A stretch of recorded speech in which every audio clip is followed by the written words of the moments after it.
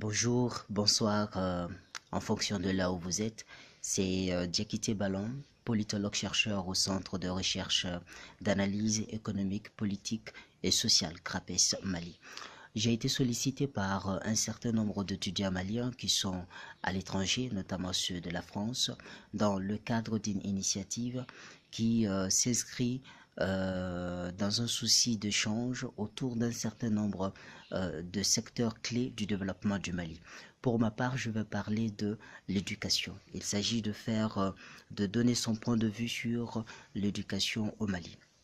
Alors, au Mali, l'éducation, c'est un droit. L'éducation est consacrée par la Constitution comme étant un droit de l'enfant et un devoir pour l'État et les parents. C'est ce qui ressort de l'article 17 et de l'article 18 de la Constitution. Par contre, quand on regarde effectivement sur le terrain, après plus de 50 ans de vie indépendante, de vie souveraine, force est de constater que l'éducation reste toujours un secteur problématique au Mali. Nous avons en fait trois types d'écoles au Mali. Nous avons les écoles communautaires, nous avons les écoles communautaires qui sont appuyées essentiellement par les communautés et les ONG. Ensuite, nous avons les écoles publiques qui dépendent totalement de l'État. Et enfin, nous avons les écoles privées qui sont des établissements établis selon une logique capitaliste dont le seul vecteur est la recherche de l'intérêt personnel et la recherche du profit individuel. Voilà en fait les trois types d'écoles que nous avons au Mali. Et quand on fait une analyse sur l'ensemble de ces trois niveaux, nous constatons que nous avons des problèmes sur l'ensemble de ces trois niveaux. Déjà pour ce qui concerne les écoles communautaires, il faut dire que récemment, il y a eu une enquête qui avait été menée par le ministère de l'Éducation nationale et un contrôle physique pour ce qui concerne le secteur des écoles communautaires. À la suite de cette enquête, il s'est avéré que sur les 16 000 enseignants communautaires que compte le Mali, seuls 6 000 sont existants réellement. Les 1000 enseignants autres sont tout simplement fictifs.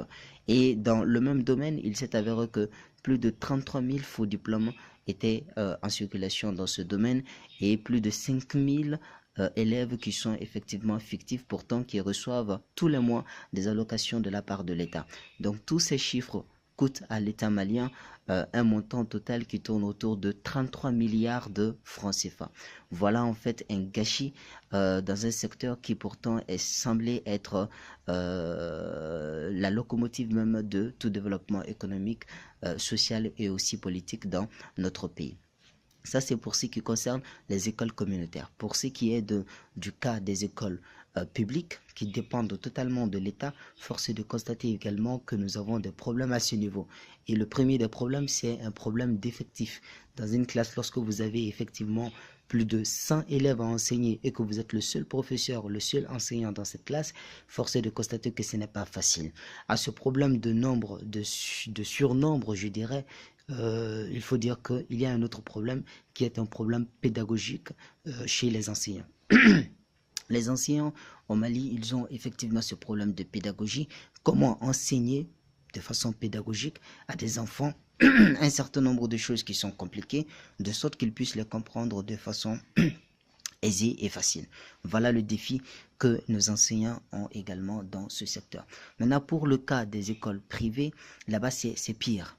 C'est que l'éducation n'est plus vue comme un droit de l'enfant qui nous revient à nous tous de relever, mais à ce niveau, on constate que dans les secteurs privés, c'est la recherche du profit individuel qui compte tout simplement. J'en ai été témoin d'il y a de cela même pas 3 semaines, dans une école privée où on a fait sortir des élèves qui étaient en salle d'examen, en plein trimestre, on les a fait sortir tout simplement parce qu'ils n'ont pas payé leur mensualité. Et il s'agit d'une mensualité qui n'est même pas encore arrivée à échéance. Donc, ça montre un abus de pouvoir de la part des écoles privées sur les élèves, d'une part, mais aussi un désintérêt total de l'État vis-à-vis de la sauvegarde du droit des enfants. Donc voilà en fait la situation dans laquelle nous nous trouvons. Maintenant, on peut situer les défis que l'État doit relever dans ce secteur.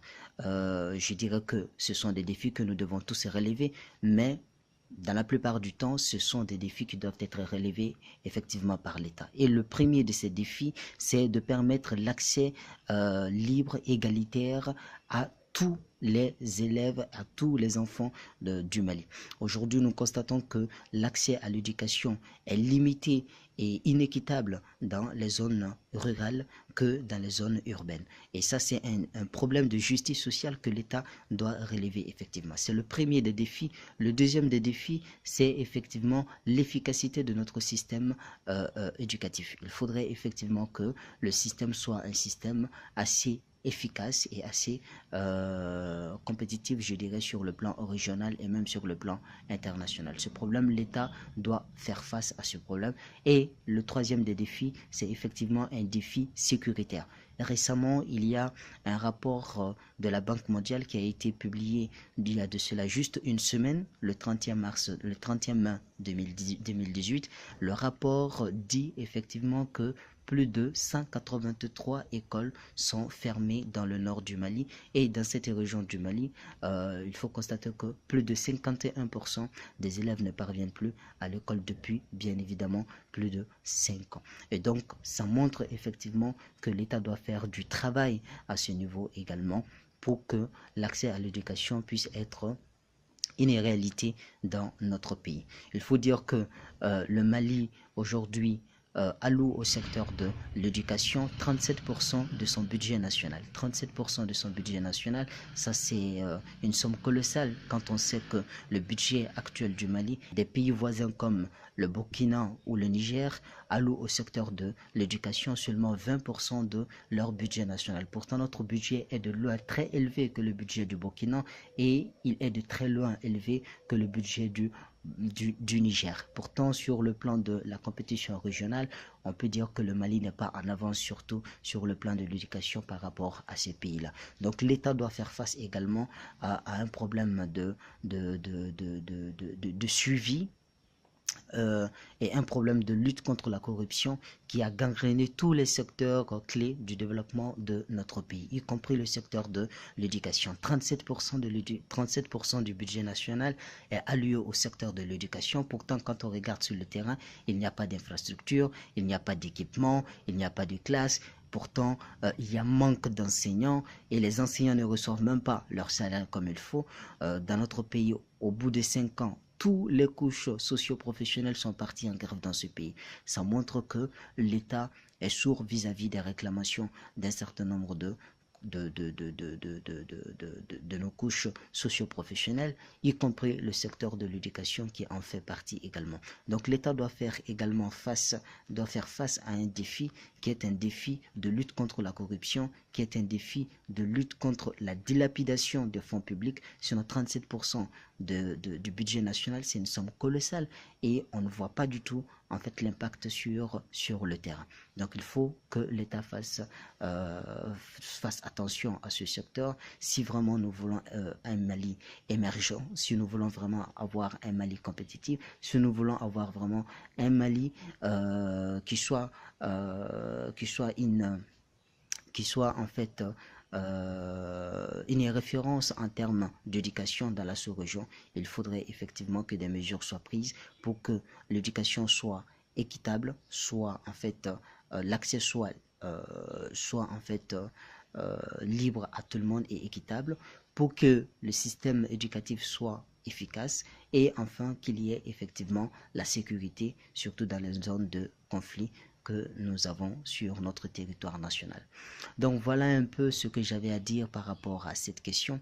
On m'avait demandé à ce que la vidéo ne dépasse pas les 5 minutes. Je vois que nous sommes déjà presque arrivés à 10 minutes. Je suis toujours disponible pour ce genre d'intervention. Il faut dire que étant donné que dans ce contexte, le temps est restreint, mais si l'occasion se présente, nous aurons l'occasion de discuter de ce sujet de façon approfondie autour d'un débat ou autour d'une conférence. Sachez que je suis toujours disponible pour ce genre d'exercice. Alors de là où vous êtes, je vous souhaite bon courage. Sachez que vous êtes à l'image du Mali à l'extérieur et dès que vous avez les diplômes, revenez vite. Le pays a besoin de vous. Le pays a besoin de tous ces enfants. Sur ce, je vous dis merci et à très bientôt. Au revoir. Merci.